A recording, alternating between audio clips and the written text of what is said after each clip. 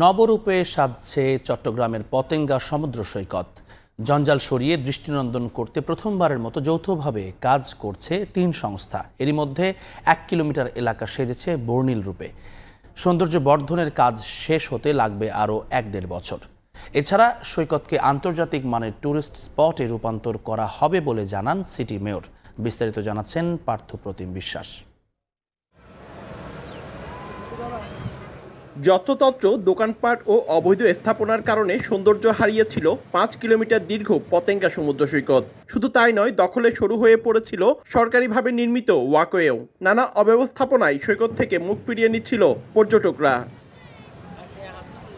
দেরিতে হলেও পর্যটন স্পটটি রক্ষায় যৌথভাবে এগিয়ে এসেছে জেলা প্রশাসন, সিটি কর্পোরেশন ও চট্টগ্রাম উন্নয়ন কর্তৃপক্ষ। বসানো হয়েছে দৃষ্টিনন্দন বাতি, তৈরি করা হয়েছে বাগান, সবুজায়ন ও পরিচ্ছন্নতায় দেয়া হচ্ছে বিশেষ গুরুত্ব। তৈরি হচ্ছে প্রাণ ভরে শ্বাস নেওয়ার পরিবেশ।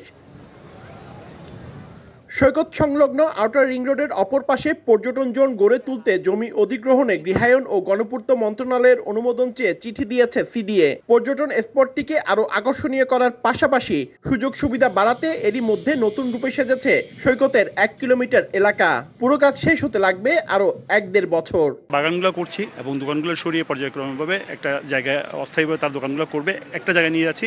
আর ম্যাক্সিমাম ওপেন স্পেস যাতে ক্রিয়েট হয়। এবং এখানে জানেন যে আপনি সিকিউরিটি নাই, লাইট নাই, লাইটিং ছিল না, এই লাইটগুলো থাকবে, সিকিউরিটি থাকবে, ব্লকে রং করছি আমরা, এবং মানুষ যাতে ওপেনলি হাঁটতে পারে ১ কিলোমিটার। পতেঙ্গা সমুদ্র সৈকতকে আন্তর্জাতিক মানের পর্যটন স্পটে রূপান্তরের কাজ চলছে বলে জানান সিটি মেয়র। কোঅর্ডিনেশনটা খুবই চমৎকার, সবাই মিলে পতেঙ্গাকে আমরা সাজাতে পেরেছি। সন্ধ্যার পরে লাইটগুলো জ্বলবে। সিটি কর্পোরেশন থেকে এবং আরেকটি সংস্থা সবাই মিলে আমরা কিছু বিন এখানে দিয়েছি, যাতে করে ময়লা সেগুলো বাইরে না ফেলে। আগামীতে পতেঙ্গা সমুদ্র সৈকত রক্ষণাবেক্ষণে অপারেটর নিয়োগ দেওয়ার চিন্তা করছে চট্টগ্রাম উন্নয়ন কর্তৃপক্ষ। পার্থপ্রতিম বিশ্বাস, সময় সংবাদ, চট্টগ্রাম।